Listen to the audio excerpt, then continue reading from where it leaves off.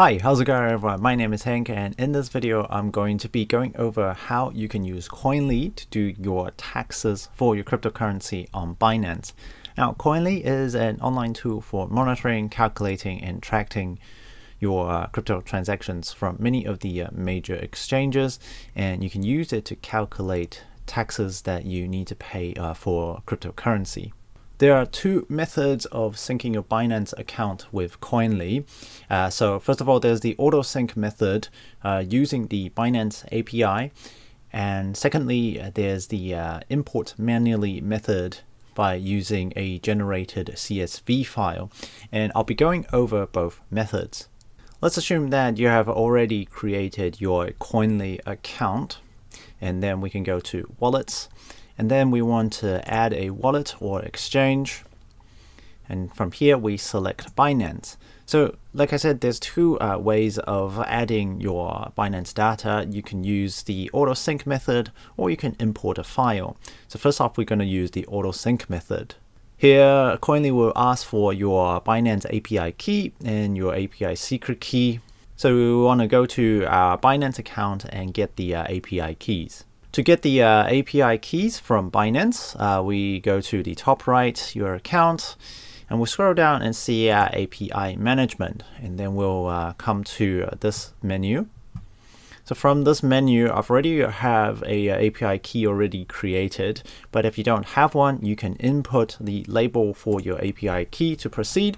So for example, I want to create one called Koinly, and then we go create API.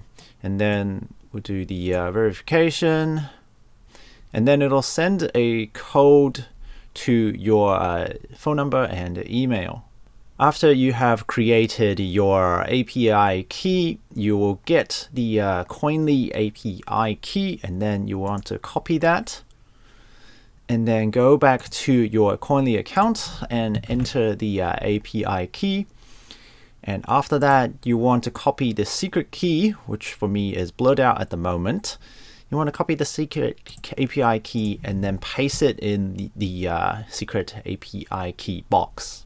Then you want to go import the account, and this could take up to an hour or two depending on the size of your transaction history.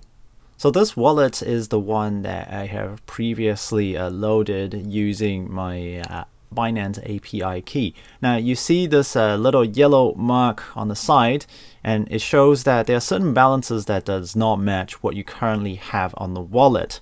So the problem with importing using the API key is that it does not account for certain crypto transactions, including ones that you use your US dollars to purchase the cryptocurrency, and it does not account for some of the staking that you might have done using your Binance Earn options. So it just pulls the data from what you currently have in your current wallet. So we want to go and fix that in the troubleshooting screen. So if we go to the three dots here and we go to troubleshoot, and it'll show that there are certain number of transactions that are missing its purchase history. In order to solve that problem, we need to manually import these transactions. Using Binance API is good for monitoring your transactions, but before you can actually have an up-to-date transaction, you need to import all your past transaction history. So in order to do that, first of all, we want to delete all the existing transactions that's been done in the past, and we go confirm. Next thing that we want to do is to actually import transactions from file. So in order to get the CSV for all of the transactions, we need to go back to our Binance account. In our Binance account, we can go to wallet, and then we go to transaction history. And from there, we go to generate all statements. So we want to generate all the statements for your past crypto transactions. And Binance stores your crypto transaction for the past year. So from here, I've already generated a couple of transactions, but you can select customize. So you can choose the start date and the end date. So for example, I can go a years back. So I can go to January of last year to have the start of my crypto transactions. And then I click continue, and then Binance will generate a report of all the crypto transactions, including all the staking and other crypto transactions that they have during that time frame.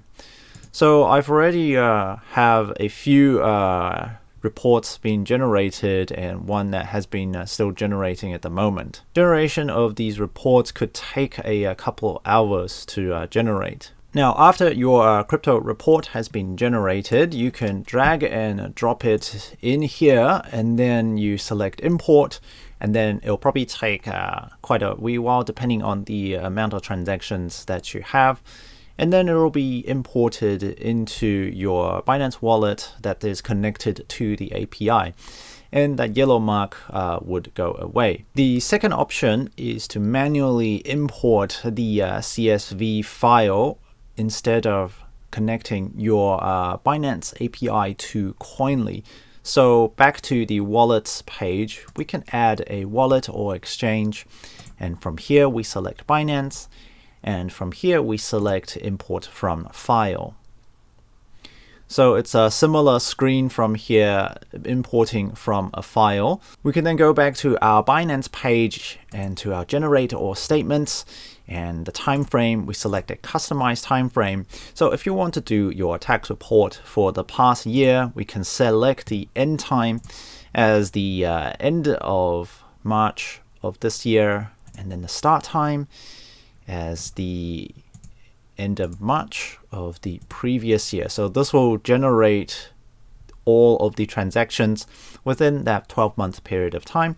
And then you can click continue, and Binance will generate a transaction report for all of the transaction that happened within that time frame. After the report is generated, you can download the report, which would be in a CSV file. One thing is that you can only generate statements a certain number of times per month, because generating records consume a lot of server resources. So you can only generate up to 6 times per month, and that is just one of Binance's limitations. So back in our Koinly wallet, we can import by drag and dropping the file that you have downloaded, and then we can click import, and then there Koinly will import all the transactions into a separate wallet. So this Binance wallet here is the one that's created using the imported method.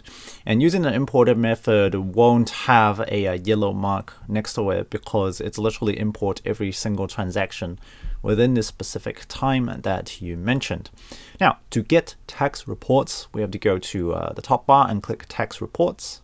So you can generate tax reports for the time period that you want. So for example, if I want my 2021 to 2022 tax report, I can get a summary of the capital gains, other gains, and income from my Binance account. So here it says reviews needed, which means that you still need to solve the issues from one of the other Binance accounts that I have. And because I imported using the API, I need to delete my transactions and upload using the CSV. Okay, so if we look at the summary, it shows you the capital gains for your whole portfolio. So it gives you a figure there. And then it shows you the other gains that you may have for your cryptocurrency wallets. And then the income tab is from your staking and savings interest that you get. There's costs and expenses, gifts, donations, and other stuff. The income that I would need to add to my personal tax filing is the income from staking and the savings. And capital gains will come into effect if I ever decide to sell my cryptocurrency. In order to download a tax report, you would need to have a plan for Koinly. And there's a link to sign up to Koinly in the description below. So for New Zealand, you probably want a complete tax report. And when you have a plan signed up, you can download a report.